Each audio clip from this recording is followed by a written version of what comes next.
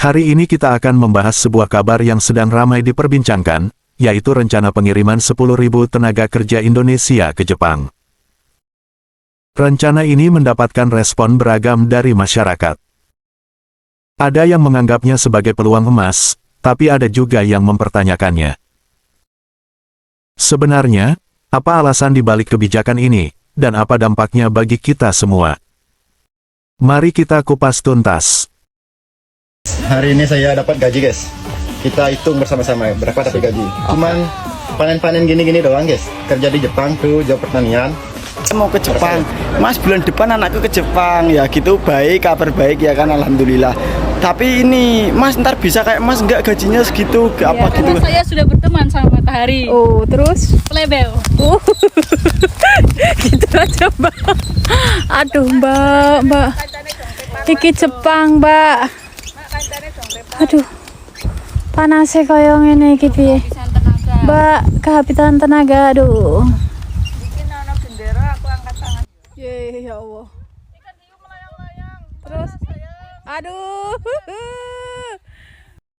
Pemerintah Indonesia, melalui Kementerian Ketenagakerjaan, mengumumkan bahwa pada tahun depan, sebanyak 10.000 tenaga kerja asal Indonesia akan diberangkatkan ke Jepang. Pekerjaan yang ditawarkan beragam, mulai dari perawat lansia, pekerja konstruksi, hingga bidang pertanian dan manufaktur. Program ini merupakan bagian dari kerjasama bilateral Indonesia-Jepang, khususnya dalam skema Specified Skilled Worker atau SSW, yang memungkinkan warga negara asing bekerja di Jepang dalam jangka waktu tertentu. Jepang sendiri saat ini sedang menghadapi krisis tenaga kerja yang cukup serius. Lebih dari 28% penduduknya berusia di atas 65 tahun, dan banyak sektor industri kekurangan tenaga kerja. Sektor kesehatan, terutama panti jompo, sangat membutuhkan perawat. Itulah sebabnya Jepang membuka pintu lebar-lebar bagi tenaga kerja asing, termasuk dari Indonesia, yang dinilai memiliki etos kerja tinggi dan mudah beradaptasi.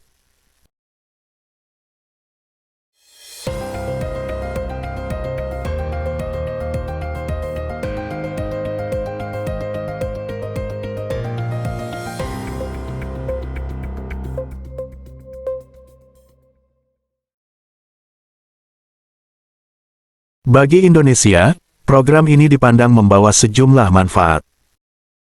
Pertama, dapat mengurangi angka pengangguran di dalam negeri.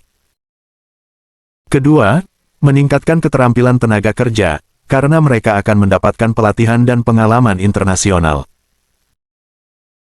Dan ketiga, mendatangkan devisa melalui remitansi, yaitu uang yang dikirim oleh para pekerja ke keluarganya di Indonesia.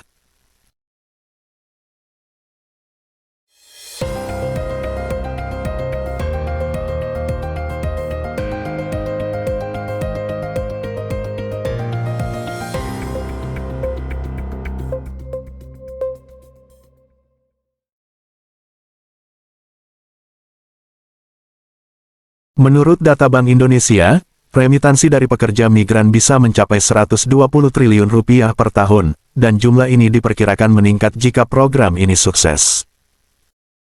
Namun, kebijakan ini juga menimbulkan kekhawatiran. Beberapa pihak menilai, pengiriman tenaga kerja dalam jumlah besar justru menjadi sinyal lemahnya lapangan kerja di tanah air.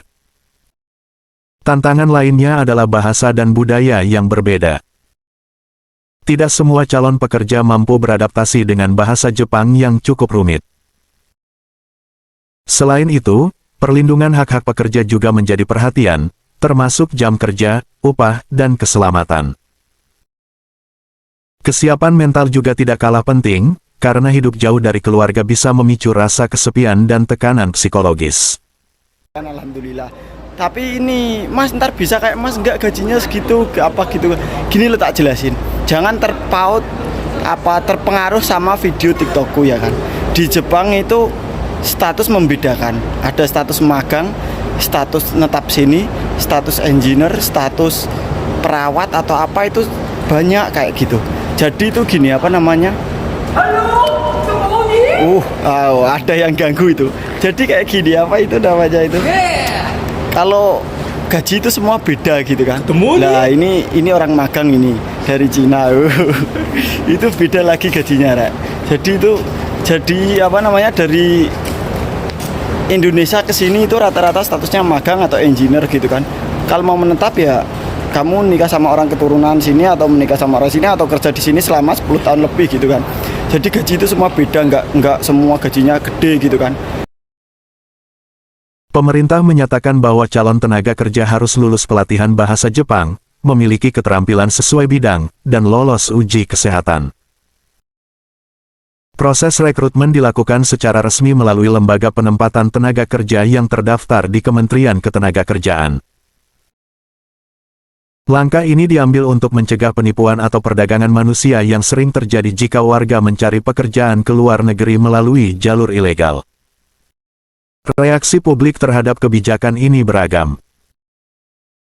Sebagian masyarakat melihatnya sebagai peluang besar, terutama bagi mereka yang sulit mendapatkan pekerjaan dengan gaji tinggi di Indonesia. Namun, ada juga yang berpendapat bahwa pemerintah seharusnya fokus menciptakan lapangan kerja di dalam negeri. Di media sosial, topik ini memicu perdebatan panas. Tagar seperti tagar kerja ke Jepang dan tanda pagar TKI 2025 sempat masuk trending, dengan ribuan komentar pro dan kontra.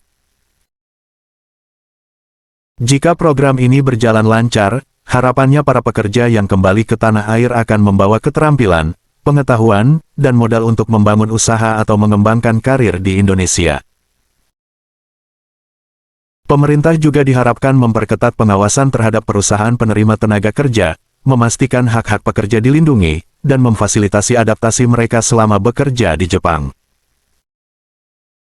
Jadi, apakah pengiriman 10.000 tenaga kerja ke Jepang ini sebuah kesempatan emas atau justru tanda bahaya bagi kondisi lapangan kerja di Indonesia? Semua tergantung pada bagaimana kebijakan ini dijalankan, dan sejauh mana pemerintah bisa menjamin keamanan, kesejahteraan, serta masa depan para pekerja. Bekerja di luar negeri memang bisa menjadi jalan untuk memperbaiki nasib, tapi juga membawa tantangan besar yang tidak bisa dianggap remeh. Bagaimana menurut kalian? Apakah kalian mendukung langkah ini, atau lebih setuju jika pemerintah fokus membuka lapangan kerja di tanah air?